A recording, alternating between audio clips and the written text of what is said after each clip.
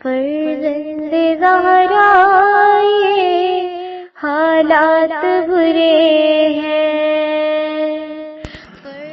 کاشانہ بصیرت ایک ایسا مکمل یوٹیوب چینل جس پر محروم بصارت کے لیے بالخصوص اور تمام افراد کے لیے بالعموم سینکڑوں کی تعداد میں اسلامی کتب دستیاب ہیں۔ لہذا گزارش ہے کہ آپ اپنی ذمہ داری نبھاتے ہوئے کاشانہ بصیرت کو سبسکرائب کرنے کے ساتھ ساتھ بیل آئیکن کو پریس کیجئے تاکہ آپ علم کے حصول کے ساتھ ساتھ مذہب اہل بیت کی اشاعت میں بھی اہم کردار ادا کرتے رہیں۔ کاشانہ بصیرت۔ فرزند زہرا یہ حالات برے ہیں۔ السلام علیکم ورحمۃ اللہ وبرکاتہ۔ سامعین، آپ سماعت فرما رہے ہیں حسین بخش جاڑا صاحب کی کتاب اصحاب یمین۔ آج ہم آپ کے سامنے اس کی 17ویں ریکارڈنگ پیش کر رہے ہیں، صفحہ نمبر 264، باب چوتھا بیان کر رہے ہیں جس میں کہ حالات مختار بیان ہو رہے ہیں۔ عنوان ہے مختار اور عبداللہ بن زبیر۔ مختار نے عبداللہ بن زبیر سے کہا، 3 شرطوں سے تیری بیعت کرتا ہوں۔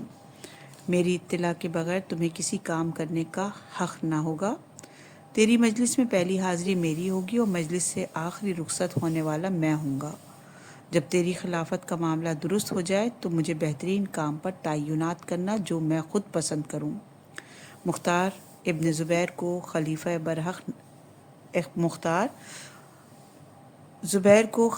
برحق نہیں سمجھتا تھا، لیکن چونکہ بنی امیہ سے خون حسین کے انتقام کا جوش اس کے دل میں تھا اور دیکھا کہ ابن زبیر کو بھی بنی امیہ سے دشمنی ہے، پس ابن زبیر کی بیعت کو اقتدار حاصل کرنے کا بہانہ بنا رہا تھا تاکہ بنی امیہ پر تسلط حاصل کر سکوں، ورنہ اس کو اچھی طرح معلوم تھا کہ ابن زبیر بنی ہاشم کا دشمن اور پکا عثمانی ہے۔ اسی بنا پر بیعت کی شرط رکھی کہ تیری مجلس میں حاضر ہونے والا پہلا شخص میں ہوں گا، یعنی مجھے عہدہ وزارت دیا جائے، اور آخری شرط یہ تھی کہ معاملہ خلافت کی درستی کے بعد حسب دلخواہ عہدہ دیا جائے۔ اس سے مراد کوفے کی حکومت تھی تاکہ بنی امیہ خصوصاً قاتلان امام مظلوم علیہ السلام سے انتقام لینا آسان ہو۔ ابن زبیر مختار کے ارادے کو بھاپ گیا، لہٰذا اس نے یہ شرطیں منظور نہ کی اور مختار مکہ سے طائف یعنی اپنے پرانے وطن کی طرف چلا گیا اور 1 سال وہاں رہا۔ پھر جب سال کے بعد واپس مکہ میں آیا تو ابن زبیر نے انہی شرائط کے ماتحت مختار سے بیعت لے لی۔ ان دنوں یزید نے مسلم بن عقبہ کی سرگردگی میں ایک لشکر بھیجا تھا جنہوں نے 3 روز تک مدینے کو تاراج کیا، اور یہ واقعہ تاریخ میں واقعہ حرہ کے نام سے مشہور ہے۔ مدینہ نبوی میں خون ریزی اور آبرو ریزی کا یہ واقعہ بنی امیہ کی غیرت سوز تاریخ میں ایسا سیاہ ترین دھبا ہے جس سے اقوام عالم کے سامنے اپنی اسلامی دشمنی کا ایک ایسا محکم ثبوت فراہم کیا ہے کہ بنی امیہ کے ہوا خواہ تا قیام قیامت اپنی انتہائی عرق ریزیوں اور انتھک کوششوں کے باوجود اس کی تردید یا تعویل کی راہ نہیں نکال سکتے۔ بہرحال مسلم بن عقبہ مدینے کی تاراجی کے بعد مکے کی طرف روانہ ہوا، لیکن راستے ہی میں راہی دوزخ ہوا اور حسین بن نمیر کو اپنا قائم مقام مقرر کیا۔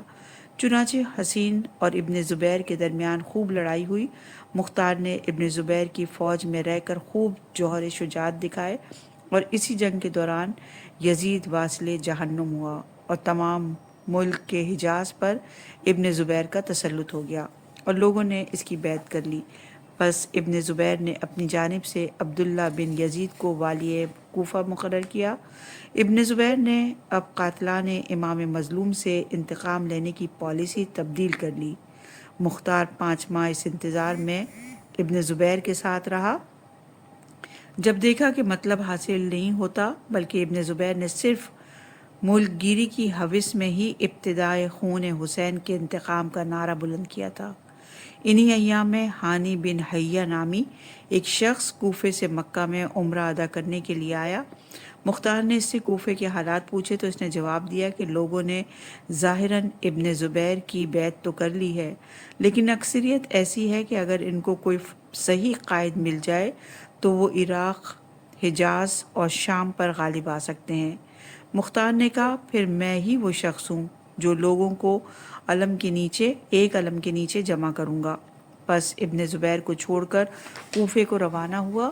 جمعہ کے دن دریائے ہیرا کے کنارے پر پہنچا، غسل کر کے عمدہ لباس پہنا اور امامہ سر پر رکھ کر تلوار کو حمائل کیا اور گھوڑے پر سوار ہو کر شہر کوفہ میں اپنی پوری آن بان کے ساتھ تلوار کو ہوا میں لہراتا ہوا داخل ہوا اور نعرہ لگا رہا تھا کہ خدا کی قسم میں اولاد پیغمبر کا قاتلین سے انتقام لوں گا، اور کہتا تھا کہ لوگوں تم کو بشارت ہو کہ تمہاری نصرت اور کشائش کا وقت آ گیا ہے۔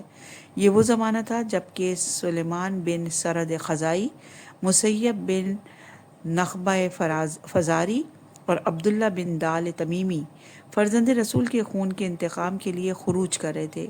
چنانچہ 64 ہجری میں انہوں نے یہ منصوبہ تیار کیا کہ شام پر چڑھائی کی جائے، اور اسی پروگرام کے تحت 65 ہجری اول ماہ ربیع الاول میں یہ لوگ کوفے سے روانہ ہوئے۔ پہلے امام مظلوم کی قبر پہ آ کر اپنی عدم نصرت پر اظہار غم کیا اور معافی مانگی۔ پھر امام کی غربت و بے کسی کو یاد کر کے اس قدر روئے کہ قریب تھا کہ جان جسم سے پرواز کر جائے۔ پھر وہاں سے چل کر ہیت میں گئے، وہاں سے قرقسیہ اور وہاں سے عین الوردہ میں قیام پذیر ہوئے اور اسی کو اپنی فوجی چھاونی قرار دیا۔ یزید جب واصل جہنم ہوا تو اس کا بیٹا معاویہ مسند خلافت پر آیا، لیکن اس مرد مومن نے 40 دن کے بعد اپنا استعفیٰ پیش کر دیا۔ پس مروان بن حکم خلافت کے لیے نامزد کیا گیا اور شامیوں نے اس کی بیعت کر لی۔ اس نے پہل ابن زیاد کو عین الوردہ کی طرف لشکر کشی کا حکم دیا۔ چنانچہ یہ ملعون ایک بھاری فوج کے ساتھ روانہ ہوا اور وہاں پہنچ گیا۔ پھر سخت جنگ ہوئی اور سلیمان بن سرد، مسیب بن نخبہ اور دیگر تمام بہت سے تابعین وہاں شہید ہو گئے۔ بہار الانوار میں ہے کہ امام حسین علیہ السلام کی شہادت کے بعد 3 سال 2 ماہ اور 4 دن یزید زندہ رہ کر واصل جہنم ہوا۔ اس کی عمر 38 سال تھی اور روز وفات 14 ربیع الاول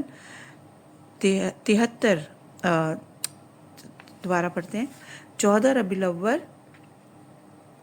63 ہجری جمعرات کا دن تھا جب اس ملعون کی واصل جہنم ہوا۔ صفحہ نمبر 267 ہے۔ عنوان ہے مختار کی دوبارہ گرفتاری اور قید۔ مختار کے کوفے میں داخلے سے بنی امیہ کو جان کے لالے پڑ گئے، کیونکہ انہیں معلوم تھا کہ شیعان علی سب مختار کے ہم نوا ہیں۔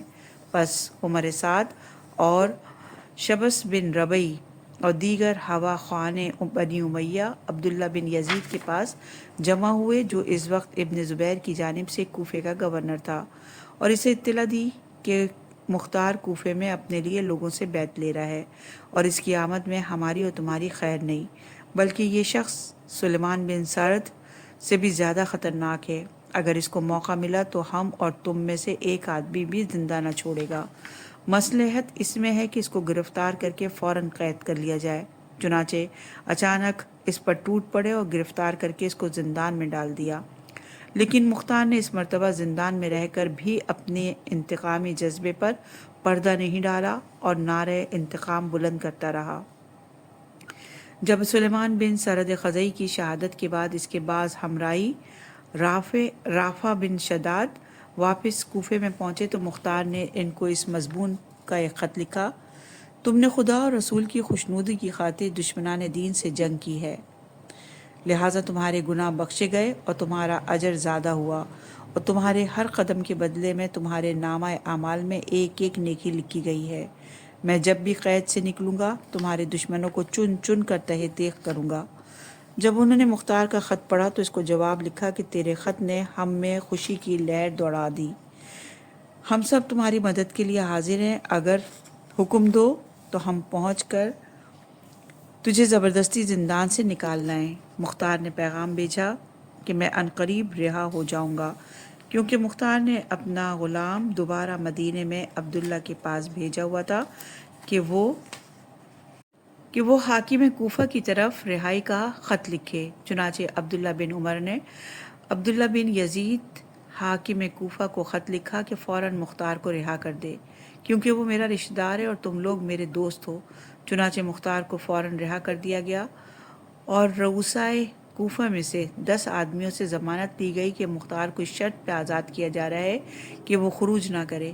جب عبداللہ بن زبیر نے مختار کی رہائی کی خبر سنی تو اس نے سزا کے طور پر عبداللہ بن یزید کو معزول کر کے اس کی جگہ عبداللہ بن مطیع کو کوفے کا گورنر مقرر کر دیا۔ کافی لوگوں نے مل جل کر مختار کی طرف آمد و رفت شروع کی۔ یہ لوگ عقیدتاً آل محمد کے ساتھ تھے لیکن ظاہر میں صاحبان اقتدار کے تابع فرمان تھے۔ البتہ ایرانی نسل جس قدر کوفے میں آباد تھی اور قبیلہ ہمدان سب کا سب جن کی تعداد 20,000 سے زائد تھی، انہوں نے مختار کی دعوت کو قبول کیا اور اعلاناً مختار کے ساتھ ہو گئے۔ یہ بات عبداللہ بن مطیع کے کانوں تک پہنچی تو اس نے مختار کو طلب کیا، لیکن مختار کو اس کی بد نیتی کی پہلے سے اطلاع ہو گئی۔ اس نے ظاہر ہونے سے انکار کیا اور اپنی بیماری کا بہانہ پیش کیا، اور عبداللہ بن مطیع نے بھی دوبارہ اصرار نہ کیا۔ بعض لوگ اپنے معاملے میں تعجب تھے، انہوں نے اپنی طرف سے قابل وثوق چند آدمیوں کو مدینہ بھیج دیا کہ محمد بن حنفیہ سے اجازت حاصل کریں۔ بروایت ابن نما محمد بن حنفیہ نے فرمایا کہ ہم اور تم مل کر امام علی زین العابدین کی خدمت میں چلیں کہ وہ میرے اور تمہارے سب کے امام ہیں، پھر ان کے حکم کی اتباع کی جائے گی۔ چنانچہ امام علی مقام علیہ السلام کی خدمت میں صورتحال کی حکایت کی گئی تو امام علیہ السلام نے فرمایا کہ اگر کوئی حبشی غلام بھی ہماری نصرت کا علم بلند کرے تو لوگوں پر اس کا ساتھ دینا فرض ہے، اور اے چچائے بزرگوار، میں نے یہ معاملہ آپ کے سپرد کیا ہے، جو بھی مصلحت ہو آپ اس پر عمل کریں۔ وہ لوگ جو اجازت طلب کرنے کی خاطر آئے ہوئے تھے خوش ہو گئے اور واپس آ کر انہوں نے اعلان کر دیا کہ ہم کو محمد بن حنفیہ اور امام زین العابدین نے مختار کی نصرت کی اجازت دی ہے۔ صفحہ نمبر 269 اور عنوان ہے خروج مختار۔ مالک اشتر کا فرزند جناب ابراہیم اپنے باپ کی طرح طاقت و شجاعت میں اپنی نظیر آپ تھا اور فن سپہ گری میں مہارت تامہ رکھتا تھا۔ جب اس کو امام زین العابدین کی جانب سے اجازت کی خبر ہوئی تو فوراً اس جماعت کے ساتھ شریک ہو گیا اور اس سے مختار کی قوت اور ہمت میں غیر معمولی اضافہ ہو گیا۔ خلاصہ یہ کہ 66 ہجری میں بدھ کی رات ربیع الاول یا ربیع ثانی کی 15ویں کو مختار نے خروج کیا۔ اسی رات ابراہیم بن مالک نماز مغرب سے ادا کرنے کے بعد اپنی جماعت کو لے کر مختار کی طرف روانہ ہوا۔ ایاس بن مزارب جو گورنر کوفہ کی جانب سے پولیس کا اعلیٰ افسر تھا، اس نے راستہ روک لیا اور دریافت کیا کہ یہ جماعت آپ کے ساتھ کس قسم کی ہے، مجھے اس کی نیتوں پر شک ہے۔ اس وقت ابراہیم کے پاس کوئی ہتھیار موجود نہ تھا۔ اس نے کہا ہمیں اپنے کام کی طرف جانے سے نہ روکیے اور ہمارا وقت ضائع نہ کیجیے۔ ایاس نے افسری گھمنڈ میں آ کر کہا میں اپنے اختیارات کے ماتحت تم لوگوں کو گرفتار کر کے حکومت کے سامنے پیش کروں گا۔ اس پر ابراہیم کو سخت غصہ آیا اور اپنے ایک ملازم کے ہاتھ سے نیزہ چھین کر فوراً حملہ کر دیا اور ایاس کو فوراً وہیں ڈھیر کر دیا اور اس کے باقی سپاہی بھاگ گئے۔ انہوں نے ایاس کا سر تن سے جدا کر لیا اور مختار کے پاس لائے۔ مختار نے اس کو اپنے خروج کی نیک فعل قرار دیا اور کہا یہ ہماری پہلی کامیابی ہے۔ مختار نے سعد بن منقذ کو حکم دیا کہ شہر کی گلی کوچوں میں یا سارۃ الحسین کا نعرہ بلند کریں اور سرکنڈوں کی مشلیں بنا کر ان کے سروں کو آگ لگائیں اور ہاتھوں میں ان کو بلند کریں تاکہ بیعت کرنے والے جمع ہو جائیں۔ چنانچہ انہوں نے نعرے بلند کیے اور پورے شہر میں تہلکہ مچا دیا۔ بس تھوڑی دیر میں مختار کے پاس کافی تعداد میں لوگ جمع ہو گئے۔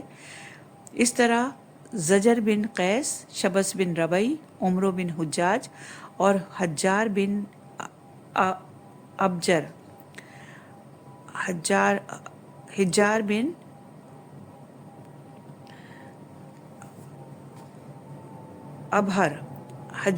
ابہر نے حکومت وقت کے آرڈر کے ماتحت مخصوص کی جماعت کے ذریعے شاہراہوں پر سخت کرفیو لگا دیا کہ مختار کے ساتھ کوئی نہ ملنے پائے۔ ادھر یسارت الحسین کا نعرہ لگاتے ہوئے جب اہل ایمان جوش ایمانی کے ساتھ نمودار ہوتے تھے تو عبداللہ بن مطیع کی پولیس کے دل رعب سے لرز جاتے تھے اور تاب مقابلہ نہ لاتے ہوئے ان کو راستہ دے دیتے تھے۔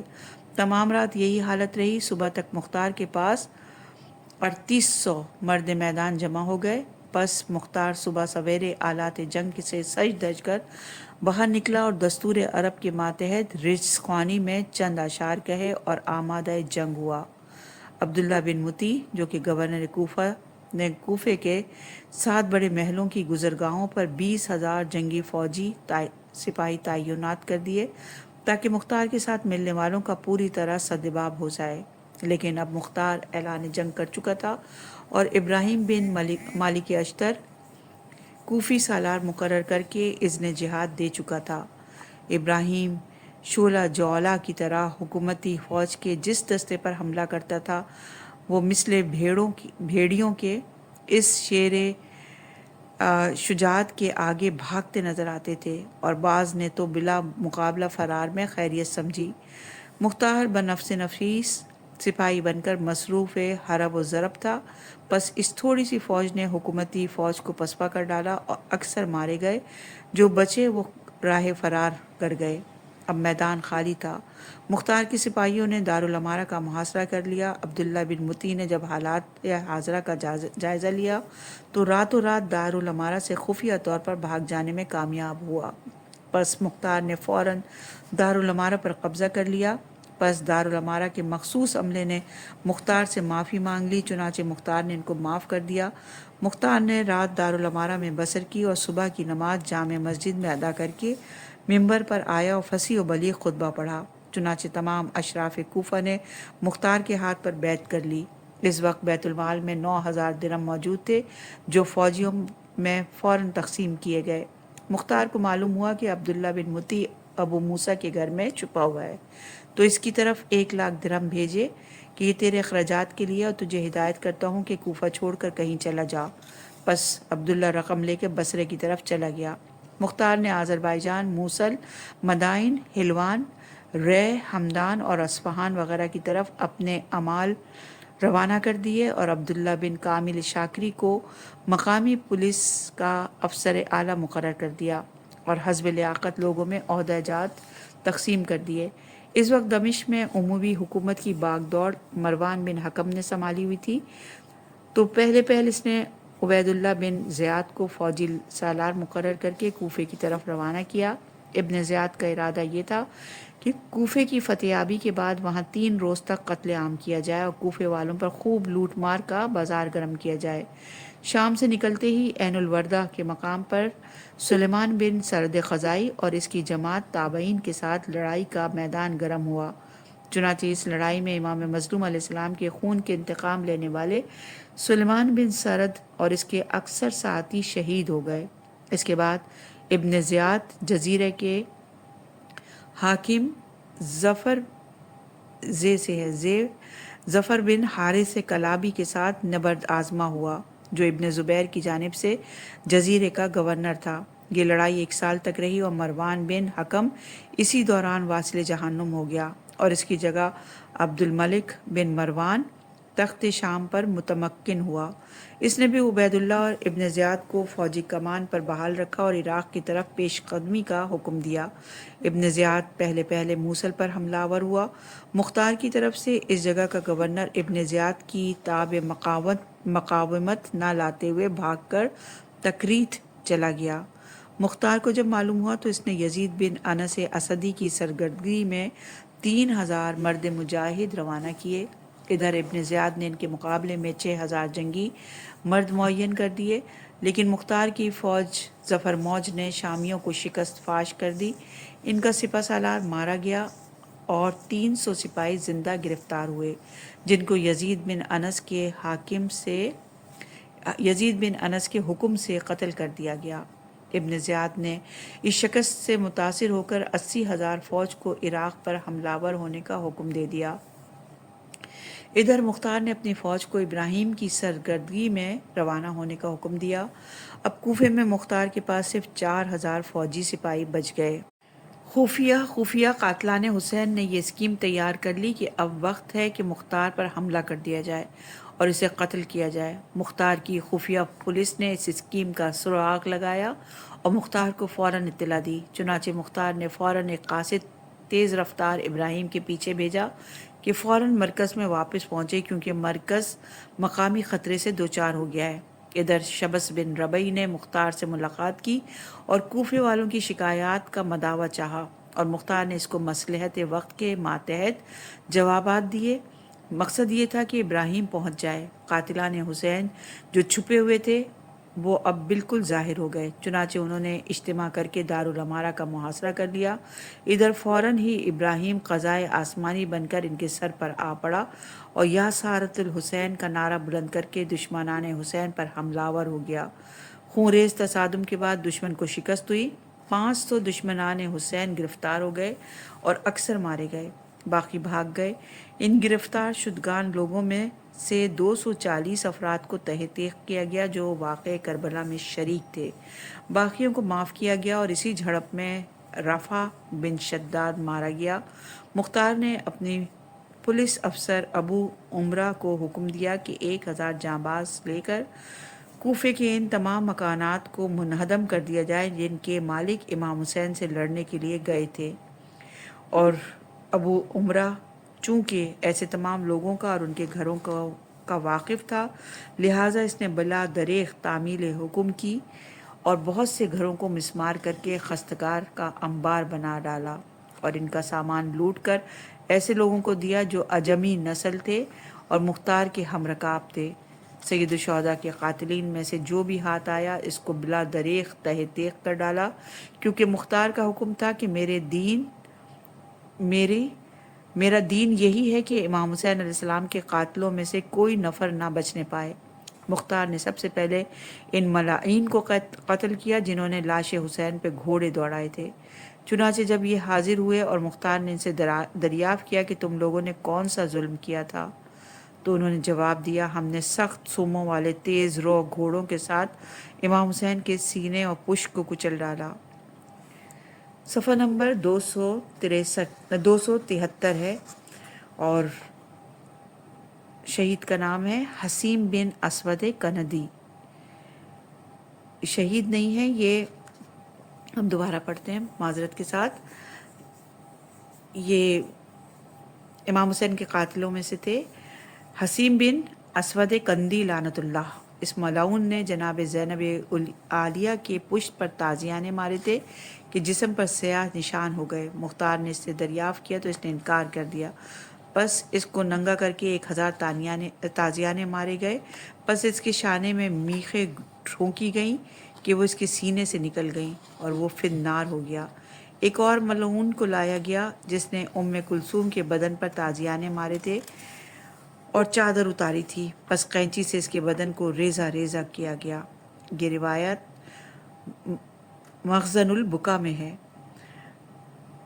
اگلا ملعون ہے قیس بن ظفر لعنت اللہ۔ اس نے امام حسین کی کنیز کو تازیانے مارے تھے، اس کو تازیانے مار مار کر فی النار کیا۔ اگلا لعنت اللہ ہے عمر بن حجاج۔ بعض کہتے ہیں کہ ملعون روح پوش ہو گیا تھا، اور بعض مورخین نے لکھا کہ بصرہ کی طرف بھاگا تھا، لیکن اسے فوراً خیال آیا کہ شاید وہاں میری جان نہ بچ سکے گی، کیونکہ یہ ملعون سرداران لشکر ابن زیاد میں سے تھا اور مشہور و معروف تھا۔ پس شراف کی طرف گیا تو وہاں کے لوگوں نے مختار کے خوف سے اس کو نکال دیا۔ بیضہ نامی ایک جگہ پر پہنچا تو قبیلہ تی اور قلب کے درمیان ایک جگہ تھی۔ شدت پیاس سے وہاں راہی جہنم ہوا، اور یہ وہی ملعون تھا جو بروز عاشور دریائے فرات پر موکل تھا، اور خدا نے اس کو پیاس کے عذاب میں مبتلا کر کے روانہ دوزخ کیا، اور بعض روایت کے مطابق اس کا سر جدا کر کے مختار کو پیش کیا گیا۔ اگلا ملعون خولی بن یزید اصبہی لعنت اللہ۔ مختار نے ابو عمرو کو خولی کی گرفتاری کے لیے بھیجا، چنانچہ انہوں نے خولی کے گھر کا محاصرہ کیا اور اندر داخل ہو گئے۔ ہولی ڈر کے مارے بیت الخلاء میں پوشیدہ ہو گیا۔ اس کی عورت جس کا نام نور تھا محبان اہل بیت میں سے تھی، اور جس دن سے اس شقی نے امام مظلوم کا سر اپنے گھر میں تشت کے نیچے یا تنور کے اندر رکھا تھا، اس دن سے یہ نیک سیرت عورت اس ملعون سے بیزار تھی۔ پس جب مختار کے سپاہیوں کو وہ ملعون نہ مل سکا تو ان نے اس خاتون سے دریافت کیا، تو اس نے زبان سے کہا مجھے اس کے حال کا پتہ نہیں، اور ہاتھ سے بیت الخلاء کی طرف اشارہ کیا۔ چنانچہ فوراً یہ ملعون پکڑا گیا۔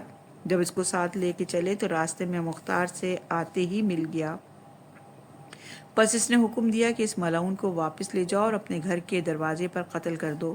پس قتل کرنے کے بعد اس کے نجس بدن کو نظر آتش کر دیا گیا، اور جب تک وہ ملعون جل کر خاک نہ بن گیا مختار نے وہاں سے قدم نہ اٹھایا۔ مخزن البکا میں ہے کہ مختار نے خولی سے پوچھا کہ تو نے کون سا ظلم کیا تھا؟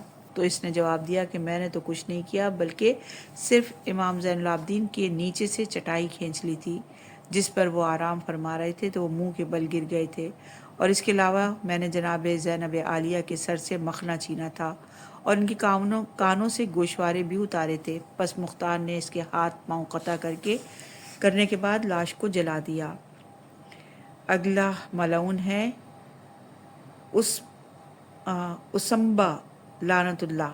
اس شخص کو لایا گیا۔ مختار نے پوچھا کہ تو نے جناب زینب عالیہ کے سر سے چادر اتاری تھی؟ اس نے انکار کیا۔ پس اس کی زندہ کھال اتار لی گئی، اور یہ بھی روایت مخزن البکا میں ہے۔ اگلا ملعون حارث بن نوفل لعنت اللہ۔ اس نے جناب زینب عالیہ کے بدن پر تازیانے مارے تھے، پس اس کو 1000 تازیانے ماروا کر داخل آگ کیا گیا کہ وہ جہنم پہنچ گیا۔ اگلا ملعون حکیم بن طفیل لعنت اللہ۔ یہ وہ ملعون ہے جس نے قمر بنی ہاشم حضرت ابو الفضل عباس کے جسم اطہر سے لباس اتارا تھا، اور لوگوں کے سامنے خود اعتراف کرتا تھا کہ میں نے ایک تیر امام حسین کو مارا تھا جس سے امام کی قمیص پارا پارا ہو گئی۔ مختار نے عبداللہ بن کامل کو ایک جماعت دے کر حکیم بن طفیل کی گرفتاری کے لیے بھیجا۔ چنانچہ اس ملعون کو گرفتار کر لیا گیا تو اس کی زوجہ عدی بن حاتم کے پاس دوڑی آئی کہ مختار کے پاس جا کر اس کے شوہر کے لیے سفارش کرے، اور چونکہ عدی بن حاتم ایک قابل قدر انسان تھا لہٰذا عبداللہ بن کامل کو خطرہ پیدا ہوا مبادا وہ سفارش کر کے مختار کو اس کی رہائی پر مجبور کرے۔ پس اس نے مختار کو تک پہنچنے سے پہلے ایک مقام پر اس کو روک دیا اور کہا تو نے قمر بنی ہاشم کا لباس اتارا تھا اور امام حسین کو تیر مارا تھا، لہٰذا تجھے اسی نوعیت کی سزا دیتے ہیں۔ پس اس ملعون کا لباس اتار کر ایک جگہ کھڑا کر دیا گیا، اور محبان حسین نے ہر طرف سے اس پر تیروں سے بارش کر دی، حتیٰ کہ اس کا جسم خار پشت کے مشابہ ہو گیا، اور ملعون واصل جہنم ہوا۔ اگلا ملعون مالک بن نصر لعنت اللہ۔ مختار کو اطلاع دی گئی کہ قادسیہ میں مالک بن نصر رہتا ہے جس نے امام حسین علیہ السلام کے فرق اطہر پر تلوار ماری تھی، نیز آپ علیہ السلام کی خون آلود ٹوپی بھی اسی نے لی تھی، اور وہاں امام حسین کے قاتلین میں سے 2 اور شخص اس کے ہمراہ رہتے تھے، ایک کا نام عبداللہ بن اسید جہانی اور دوسرے کا نام حمل بن مالک مہرابی تھا۔ مختار نے اپنے ایک فوجی افسر کو جس کا نام مالک بن عمرو نہدی تھا ایک دستہ دے کر روانہ کیا۔ انہوں نے بوقت عشاء چھاپا مار کر ان تینوں کو گرفتار کر لیا اور مختار کے سامنے پیش کیا۔ مختار نے ان کو خطاب کر کے فرمایا، اے دشمنان خدا اور رسول، اے منکرین قرآن، تم نے نبی زادے کو قتل کیا حالانکہ تم ان پر درود بھیجنے کے لیے مامور تھے۔ انہوں نے جواب دیا، ہمیں جبر سے لے جایا گیا تھا، لہٰذا آپ ہمیں معاف کر دیں اور ہم پر احسان کریں۔ مختار نے جواب دیا کہ تم نے حسین پر احسان کیوں نہ کیا؟ پس مالک بن نصر نے کہا، تو ہی وہ شخص ہے جس نے امام علیہ السلام کے سر پر تلوار کی ضرب لگائی تھی اور اس کا سر پوشت سے اتارا تھا۔ وہ ملعون خاموش رہا، اور حاضرین شیعہ نے علی نے فوراً کہہ دیا کہ ہاں واقعی یہ وہی ملعون ہے، اور یہ روایت مخزن البکا میں باروایت مجلسی مذکور ہے کہ مالک بن نصر نے امام مظلوم کے سر پر تلوار ماری کہ آپ کا امامہ خون سے پر ہو گیا۔ پس مختار کے حکم سے اس ملعون کے ہاتھوں کی انگلیوں کو الگ الگ کاٹا گیا اور پھر تینوں کو تہہ تیغ کر دیا گیا۔ ایک روایت میں ہے کہ روز عاشور جب وقت آخر امام مظلوم منہ کے بل پڑے تھے، یا یوں کہا جائے کہ سر بسجود ہو کر محو مناجات تھے، یہ ملعون قریب گیا اور نجس زبان سے امام پاک کے حق میں گستاخانہ کلامات ادا کیے اور سر اقدس پر تلوار کا وار کیا۔ امام مظلوم نے فرمایا، تجھے اس ہاتھ سے کھانا پینا نصیب نہ ہو اور خدا تجھے ظالموں میں مشہور کرے۔ پس امام مظلوم کی ٹوپی، سرپوش یا ٹوپی جو خون میں ڈوبی ہوئی تھی، اس ملعون نے اتار لی اور اپنے گھر لے آیا۔ پس اپنی زوجہ کو دھونے کے لیے دی اور اس کی حقیقت بھی بتائی۔ یہ سنتے ہی اس نیک بخت عورت نے ماتم شروع کر دیا اور کہا، تیرے اوپر وائے ہو، تو فرزند پیغمبر کا قاتل ہے، پس میرے ہاں سے نکل جا، خدا تیری قبر کو آتش جہنم سے پر کرے، پس نہ تو تو میرا شوہر ہے اور نہ میں تیری زوجہ ہوں، اور آج کے بعد کبھی تیرے ساتھ ایک سقف خانے کے نیچے نہ رہوں گی۔ باروایت ابو مخنف، اس ملعون نے غصے میں آ کر تماچے مارنے کے لیے ہاتھ بلند کیا تو ایک میخ اس کے ہاتھ میں پیوست ہو گئی اور وہ 1000 کوشش کے باوجود نہ نکال سکی۔ آخر کار اس کا وہ ہاتھ کوہنی سے کاٹا گیا اور آخر انتہائی ذلت اور خواری سے قتل کیا گیا۔ بعض روایت میں اس کا نام مالک بن بصر درج ہے اور اس کا قبیلہ کندہ بیان کیا گیا ہے۔ میں نے کسی کتاب میں پڑھا کہ خون آلود امامہ اس ملعون نے گھر میں آ کر اپنی عورت کو دھونے کے لیے دیا۔ جب اس نے اس پر پانی ڈالا اور تشت خون سے پر ہو گیا تو دریافت کیا کہ یہ کس کا ہے، تو اس نے جواب دیا کہ حسین مظلوم کا امامہ ہے جو میں اتار کے لایا ہوں۔ پس اس نیک بخت عورت نے اس پر لعنت کی اور روتی ہوئی الگ ہو گئی۔ اس ملعون نے وہ امامہ سر پر رکھا اور پاگل ہو گیا اور آخر کار جنگل کی طرف بھاگ گیا اور باولی کتے کی سی موت اس کو نصیب ہوئی۔ ایک روایت میں ہے کہ آپ کا امامہ اخنس بن مرثد ہزرمی نے پہنا اور وہ دیوانہ ہو کر مر گیا، جیسا کہ بعد میں مذکور ہوگا۔ ایک مسافر کو راستے میں پڑا ہوا امامہ ملا جو حج پہ جا رہا تھا۔ اس نے ایک رومال میں باندھ لیا اور اعمال حج سے فارغ ہو کر جب مدینے میں در دولت امام زین العابدین علیہ السلام پہ پہنچا اور دستک دی تو امام نے فرمایا، مجھے اپنے باپ کی خوشبو آ رہی ہے۔ اس شخص کو اندر آنے کی اجازت دی گئی اور اس نے وہ رومال پیش کیا۔ جب امام نے کھولا تو باپ کا امامہ دیکھ کر بہت روئے اور حاضرین کو تیروں اور تلواروں کے نشانات دکھائے، اور پھر عالیہ مخدرہ کو یعنی جناب زینب کو خبر ہوئی تو امام زین العابدین علیہ السلام امامہ اٹھا کر اندر لے گئے۔ بی بی نے بھی فرمایا کہ مجھے بھائی کی خوشبو آ رہی ہے۔ پس بھائی کے امامے کو دیکھا تو بہت روئی اور بنی ہاشم کی تمام مستورات نے ماتم کیا۔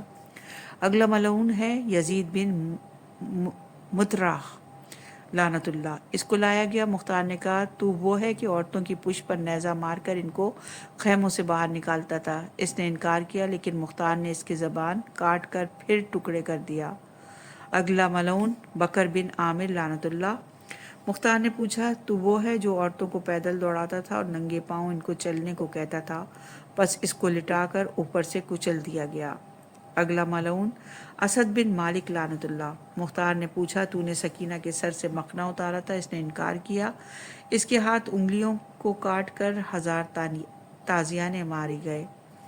اگلا ملعون عمر لعنت اللہ، اس شخص کو لایا گیا جس نے تازیانے مارے تھے اور ام کلثوم اور فاطمہ کے گوشوارے اتار کر کانوں کو زخمی کیا تھا۔ مختار نے کہا، تو کوئی محرم تھا؟ پس آنکھیں نکلوا کر ہاتھ کاٹ کر تیل میں جلا دیا۔ اگلا ملعون ابن نوفل لعنت اللہ، مختار نے پوچھا کہ تو نے فضہ کو تازیانہ مار کر اس کے بازو توڑے تھے، پس 1000 تازیانے مارے گئے، ہاتھ کاٹے گئے اور پھر نار ہوا۔ اگلا ملعون شمر بن ذی جوشن لعنت اللہ، یہ انسان نما کتا یک چشم اور مبروس تھا اور اس کے بال مثل خنزیر کے بالوں کے تھے۔ جب بروز عاشور حضرت سید الشہداء کے سینے پر سوار ہوا تو امام مظلوم نے آنکھ کھولی اور فرمایا، تو کون ہے جو اس بلند مقام پر سوار ہوا ہے جو پیغمبر کی بوسہ گاہ ہے؟ کہنے لگا، میں شمر بن ذی جوشن ضیابابی ہوں۔ آپ نے فرمایا، کیا تو مجھے پہچانتا بھی ہے؟ تو اس نے جواب دیا، خوب پہچانتا ہوں، تو حسین بن علی ہے، تیری والدہ ماجدہ جناب فاطمہ الزہرا، نانا حضرت محمد مصطفیٰ صلی اللہ علیہ وآلہ وسلم اور نانی خدیجۃ الکبریٰ ہیں۔ امام مظلوم نے فرمایا تیرے اوپر وائے ہو، جب مجھے اتنا پہچانتا ہے تو پھر مجھے قتل کیوں کرتا ہے؟ اس نے جواب دیا یزید کے انعام و اکرام کی خاطر۔ آپ نے فرمایا یزید کا انعام تجھے زیادہ پسند ہے یا بروز محشر میرے نانا کی شفاعت؟ تو اس بت باطن نے نہایت دیدہ دلیری سے جواب دیا کہ مجھے یزید کا انعام تیرے نانا و بابا کی شفاعت سے بدرجہ محبوب ہے۔ امام مظلوم نے فرمایا اب جب کہ تو میرے قتل کے ارادے سے باز نہیں آتا تو مجھے ایک گھونٹ پانی پلا دے۔ شب نے کہا یہ نہیں ہو سکتا، بلکہ تجھے پیاسا ہی ساغر موت پینا ہوگا۔ اے ابو تراب کے فرزند، تمہارا تو دعویٰ ہے کہ میرا باپ علی ساقی کوثر ہے، اور جو بھی اس کی ولا رکھتا ہے وہ اس کو کوثر سے سیراب کرتے ہیں۔ بس صبر کیجیے اور اپنے باپ کے ہاتھوں اب کوثر دیجیے، اب اپنے باپ کے ہاتھوں آب کوثر پیجیے۔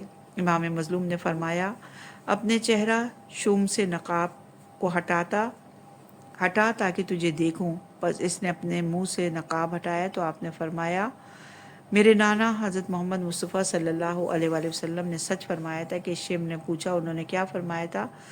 آپ نے فرمایا کہ میرے بابا نے میرے والد ماجد حضرت علی علیہ السلام سے فرمایا تھا کہ تیرے اس فرزند کو ایک انسان نما سگ جو مبروس اور یک چشم ہوگا اور اس کے بدن پر خنزیر کی طرح بال ہوں گے قتل کرے گا۔ شمر کو یہ سن کر غصہ آیا اور کہنے لگا اگر تیرے نانا نے مجھے کتے سے مشابہت دی ہے تو میں تجھے پس گردن سے ذبح کروں گا۔ پس اس شقی نے امام علی مقام کو منہ کے بل لٹایا اور پس گردن ذبح کرنا شروع کیا، اور 12 ضربوں کے بعد سر کو تن سے جدا کر کے نوک نیزے پر بلند کیا۔ مختار کے خروج کی خبر سن کر یہ اپنے ہم خیال اور ہم کردار لوگوں کی ایک جماعت کے ہمراہ بصرہ کی طرف بھاگا تاکہ مصعب بن زبیر کی فوج کے ساتھ مل کر مصعب بن زبیر کی فوج کے ساتھ مل جائے۔ مختار نے 100 آدمی اس کی گرفتاری کے لیے روانہ کیے، چنانچہ انہوں نے کلسینیا بستی میں ان پر چھاپہ مارا۔ مقابلہ کرنے کے بعد آخرکار گرفتار ہوا، پس انہوں نے اس کو قتل کر کے اس کی لاش کو گھوڑوں کے سوموں میں پامال کر دیا اور اس کا سر قلم کر کے مختار کی طرف بھیج دیا، جو بعد میں محمد بن حنفیہ کی خدمت میں بھیجا گیا۔ بحر الانوار میں امالی شیخ سے منقول ہے کہ شمر نے جنگل کی طرف فرار کیا۔ مختار نے ابو عمرو کو ایک دستہ فوج دے کر اس کی گرفتاری کے لیے روانہ کیا۔ وہ ملعون مقابلہ کرنے کے بعد آخرکار گرفتار ہو گیا۔ مختار نے ایک دیگ میں تیل گرم کرا کے اس ملعون کو پکڑ کر اس میں ڈال دیا، یہاں تک کہ وہ اس میں جل کر کوئلہ ہو گیا، اور شمر کے تمام ساتھیوں کو تیغ کر کے ان کو سروں کو شاہراہ پر لٹکا دیا۔ اگلا ملعون عبداللہ بن معاذ لعنت اللہ، جس نے فاطمہ دختر حسین کے گوشوارے اتارے، کان زخمی کیے۔ مختار نے پوچھا کہ تو وہ ہے کہ ظلم کر کے کہتا تھا کہ اگر میں نہ کروں گا تو کوئی اور لے جائے گا، پس روتا بھی تھا اور ظلم بھی کرتا تھا، پس اس کے اعضاء کاٹ کر اس کو مارا گیا کہ گوشت اتر گیا اور وہ پگھلا ہوا سکہ اس کے حلق میں ڈال دیا گیا۔ اگلا ملعون حرملہ بن کاہل ملعون۔ منہال بن عمرو سے روایت ہے کہ میں حج بیت اللہ سے فارغ ہو کر مدینہ منورہ میں امام زین العابدین علیہ السلام کی زیارت سے مشرف ہوا۔ آپ علیہ السلام نے دریافت فرمایا کہ حرملہ بن کاہل کا کیا ہوا؟ تو فوراً میرے ایک ساتھی بشر بن غالب اسدی نے جواب دیا ہم کوفے میں اسے زندہ چھوڑ کر آئے ہیں۔ اس وقت امام نے ہاتھ آسمان کی طرف بلند فرمائے اور دعا کی، اے اللہ اس کو لوہے کی گرمی اور آگ کی حرارت کا عذاب چکھا۔ منہال کہتا ہے کہ جب ہم واپس کوفے میں پہنچے تو مختار نے خروج کیا ہوا تھا اور وہ میری اس کے ساتھ پہلے سے دوستی کے مراسم تھے، لہٰذا میں سوار ہو کر اس کو ملنے کے لیے دیکھا تو وہ گھر سے باہر آ رہا تھا۔ مجھے دیکھتے ہی کہنے لگا، اے منہال، تو نے اس کار خیر میں ہمارے ساتھ حصہ کیوں نہیں لیا؟ میں نے جواب دیا کہ میں فوج کی طرف گیا تھا اور ابھی واپس آیا۔ اس نے جواب دیا کہ میں حج کو گیا تھا اور ابھی واپس آیا ہوں اور تجھے ملنے کی غرض سے حاضر ہوا ہوں۔ بس میں اس کے ہمراہ روانہ ہوا اور کناسا کوفے میں ہم پہنچے تو مختار کسی انتظار میں وہاں کھڑا تھا۔ اتنے میں ایک جماعت پہنچی اور آتے ہی انہوں نے حرملہ کی گرفتاری کی مبارکباد پیش کی۔ جب وہ ملعون حاضر کیا گیا تو امیر مختار نے ایک قصاب کو بلوا کر اس کے ہاتھ پاؤں کی تمام انگلیاں بند سے جدا کیں اور پھر اس کے ہاتھ پاؤں قطع کیے اور تمام اعضاء کو ٹکڑے ٹکڑے کیا۔ پھر ایک بڑی آگ روشن کر کے اس کے ناپاک جسم کو اس میں ڈال دیا اور وہ خاستگر کا شکار ہو گیا، ڈھیر ہو گیا۔ منہال کہتا ہے کہ میری زبان سے تسبیح و تکبیر جاری ہوئی تو مختار نے سوال کیا کہ اس میں شک نہیں کہ ذکر خدا ہر وقت اچھا لگتا ہے، لیکن اس وقت تیری زبان پر تسبیح کا جاری ہو جانا تعجب کا شمار ہوتا ہے، تعجب کو ظاہر کرتا ہے۔ پس منہال نے جواب دیا کہ میں حج کے بعد امام زین العابدین علیہ السلام کی خدمت میں حاضر ہوا اور امام کی زبان سے میں نے حرملہ کے متعلق یہ کلمات سنے تھے، لہٰذا اب امام علیہ السلام کی دعا کی مقبولیت پر تعجب کر رہا ہوں۔ مختار نے جب سنا تو گھوڑے سے اتر کر 2 رکعت نماز ادا کی اور سجدہ شکر بجا لایا۔ پس ہم دونوں گھوڑوں پر سوار ہو کر پلٹے۔ جب میرے گھر کے قریب سے گزر ہوا تو میں نے مختار کو کھانے کی دعوت دی۔ مختار نے جواب دیا کہ اے منہال، تو نے مجھے خبر دی کہ میرے مولا امام زین العابدین علیہ السلام نے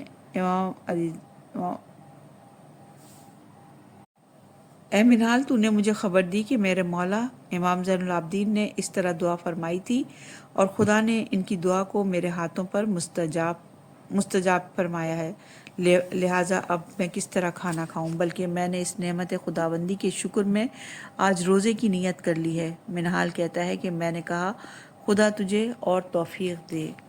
یہاں پہ ہم اپنے بیان کو روکتے ہیں اور انشاءاللہ کہ اگلی ریکارڈنگ میں مزید اور ملعون لعنت اللہ کے نام لیں گے اور ان کے متعلق بیان کریں گے۔